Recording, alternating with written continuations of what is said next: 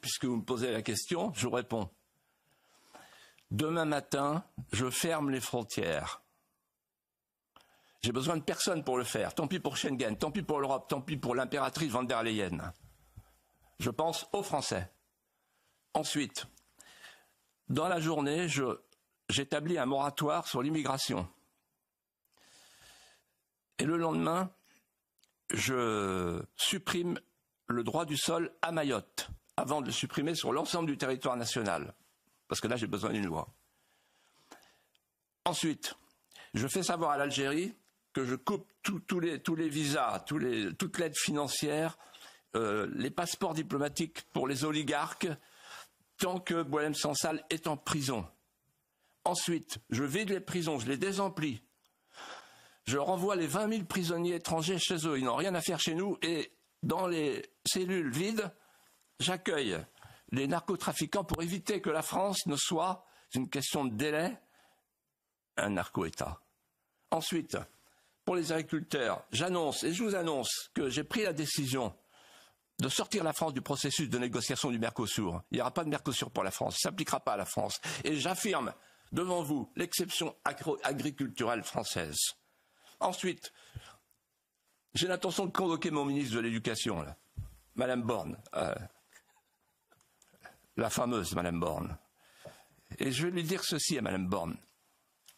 Je vous donne instruction de remettre les profs sur l'estrade, d'enrayer le processus de l'école charia compatible et de prendre les dispositions pour que l'uniforme soit obligatoire à l'école et que chaque lundi et chaque vendredi on lève les couleurs de la France. Ensuite, à la manière de M. Trump aux États-Unis, je décide d'interdire la transidentité et toutes les opérations chirurgicales, les bloqueurs de puberté sur les jeunes. L'activisme transgenre n'aura plus sa place en France. Ensuite, et pour finir, je crée un ministère de la famille pour enrayer le processus de dénatalité et lancer enfin une grande politique familiale.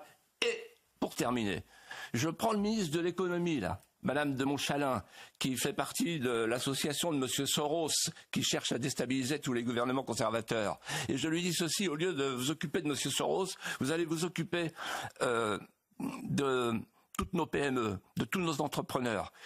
Et vous allez leur dire ceci. Désormais, nous appliquerons l'aphorisme. Mieux vaut l'artisanat que l'assistanat. Et je vous demande d'appliquer l'instruction suivante. En quelques semaines, on doit réduire l'écart entre les revenus du travail et les revenus de l'assistance. Voilà, messieurs, mesdames les députés, ce qui va redonner l'espoir aux Français.